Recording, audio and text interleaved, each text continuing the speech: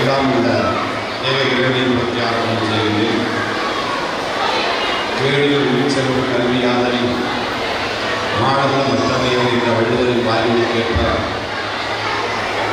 பல்வேறு துறைகள் நாட்டிலே இருந்தாலும் கல்வித்துறையிலே இந்திய அளவிலே முதலிடம் வகிக்கின்ற தமிழர்களுக்கு பெருமை சேர்க்கும் விதமாக நம்முடைய பகுதியிலே அதுவும் கடைகளுடைய பூர்வீகமாக கொண்ட அண்ணன் நண்பர்கள் அவர்கள் இந்த பகுதியிலே இருந்து கிட்டத்தட்ட 17 ஆண்டுகளாக கல்வி சேவை ஆற்றி வருகிறார்கள். அப்பள்ளிக்கு நான் இதோடு 4வது ஆண்டுகளாகவே கலந்து கொள்வதை மிகப்பெருமை அடைகிறேன்.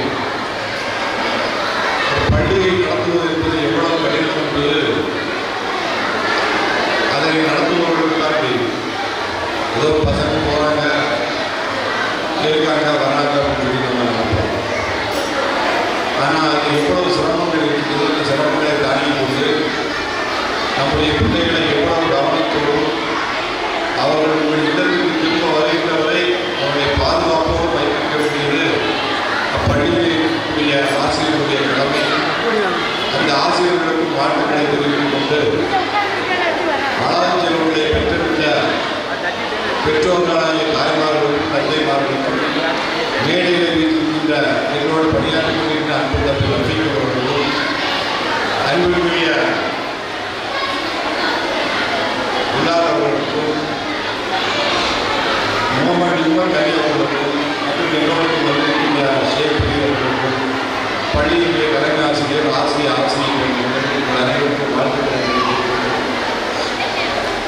கல்வியை பற்றி இப்பொழுது பல்வேறு ஊடகங்களிலே நீங்கள் பார்த்து கொண்டிருக்கிறீர்கள். மத்திய அரசாங்கத்தை நமக்கு ஏன் இந்த விதியை தரம் அளிக்கிறார்கள் என்ற ஒரு விவாதமே ஓடிக்கொண்டிருக்கிறது. இந்த இடத்திலே பதிவு செய்திருப்பது மிக பொருத்தமானதாக இருக்கும் என்று எண்ணுகிறேன். கல்வி கொள்கை என்பது மத்திய அரசாங்கமும் நம்முடைய மாநில அரசாங்கமும் இணைந்து எடுக்க வேண்டிய கொள்கை. அப்படி இணைந்து எடுக்க வேண்டிய கொள்கை ஒரு மத்திய அரசாங்கம் தாராளமாக எந்த சிந்தனையும் இல்லாமல் தனக்கு ஏற்றாற்போல் இதனை தான் இவர்கள் படிக்க வேண்டும் என்று திணிப்பது என்பது அது ஒரு இனத்தை நோக்கி இந்த இனம் எவ்வளவு முன்னேறி இருக்கின்றது. இந்தியாவிலேயே தமிழகம் மட்டும்தான் கிட்டத்தட்ட 57% கல்வி அறிவிலே பட்டப்படிப்பை வந்து நம்ம பிள்ளைகள் புறம் படிச்சிருக்காங்க. மற்ற மாநிலங்கள் உத்தரப்பிரதேசம், பீகார், மற்ற மாநிலங்கள் ஒப்பீட்டளவிலே பார்த்தாக்கிட்ட 23%, 25% தான். இன்றைக்கு 55% தாண்டி நாம் போய்கொண்டிருக்கின்றோம். இன்னொரு 4 வருஷத்துல கிட்டத்தட்ட ஒரு 75% ஆயிடும். எதை வச்சு சொல்லணும்னா நம்முடைய முதல்வர் அவர்கள் பல்வேறு திட்டங்களை நம்முடைய குழந்தைகளுக்கு கொண்டு கண்டுபிடிக்க படிக்கின்ற குழந்தைகளுக்கு 40 திட்டம், பெண்களுக்கு அது மாதிரி கல்வியில் +2 வரைக்கும் தமிழ் வழிகளில் படித்து போகிறவங்களுக்கு மகளிருக்கான திட்டம், இது மாதிரி பல்வேறு வகைகளில் கல்விக்கு தான் முக்கியத்துவம் கொடுத்து கொண்டிருக்கிறார்கள். இதை நான் ஏன் சொல்கிறேன் என்று சொன்னால், தமிழகமும் அருகில் இருக்கின்ற கேரளமும் தான் கல்வியிலே முன்னேறிய ஒரு பாதையிலே சென்று கொண்டிருக்கிறது. அப்படிப்பட்ட ஒரு சூழலை பின்னோக்கி கொண்டு செல்ல வேண்டும். பின்னோக்கி கொண்டு செல்ல வேண்டும் என்றால் ஒரு நிர்பந்தத்தை உருவாக்க வேண்டும். அதற்குரிய நிதியை தரமாட்டோம் என்று சொல்லி ஒரு நிர்பந்தத்தை கொண்டு செய்து மக்கள் மத்தியிலே ஒரு குழப்பத்தை உருவாக்க வேண்டும் என்ற நோக்கோடு இந்த மத்திய அரசாங்கம் செய்து கொண்டிருக்க வேண்டியது என்பதை உங்கள் கவனத்திற்கு கொண்டு வர இருப்பது எனது கடமையாகும். நீங்கள் எல்லோரும் இப்போ இருக்கின்ற அரசுக்கு இதற்கு முன்பு எப்படி ஒத்துழைப்படுத்தீர்களோ அதனை புரிந்து கொண்டு வரும் காலங்களில் ஒத்துழைப்படுத்தோடு கல்வி கண்டிருந்த காமராஜர் என்று பல பேர் சொல்வார்கள். எல்லாம் கேள்விப்பட்டிருக்க காமராஜர் பற்றி பல்வேறு இதற்கெல்லாம் படிச்சிருப்பீங்க. மதிய உணவு தந்தவர், பல்வேறு அணைகளை கட்டவர் அப்படின்னு படிச்சிருப்பீங்க. காமராஜர் முதலமைச்சராக இருக்கும்போது நடந்த ஒரு சிறிய சம்பவம் படிக்கல.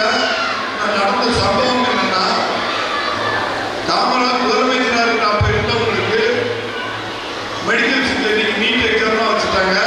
நான்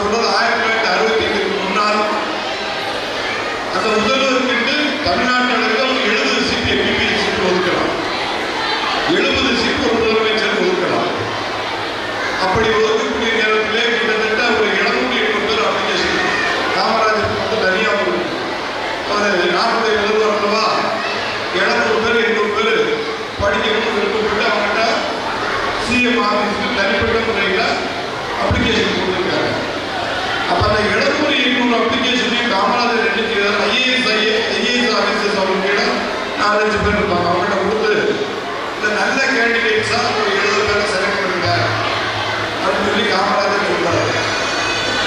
நல்ல கேண்டிடேட்ஸா செலக்ட் பண்ணி காரணம் ஐஏஎஸ் ஆஃபீஸர் ஒழுங்கு வாங்குறாங்க, இது எப்படி செலக்ட் பண்ணுறது, என்ன செய்வது, நேரடியாக போய் விசாரணை பண்ணலாம் அப்படின்னு தொடர்ந்து ஒரு 10 நாள் தள்ளி போய் கிட்டத்தட்ட அந்த அட்மிஷன் போடக்கூடிய நேரம் காமராஜர் அவங்களெல்லாம் அழைச்சி என்னாச்சு செலக்ட் பண்ணிட்டீங்களா, அந்த 70 பேர் செலக்ட் பண்ணிட்டீங்களா அப்படின்னு சொல்லி காமராஜர் கேட்கிறாரு.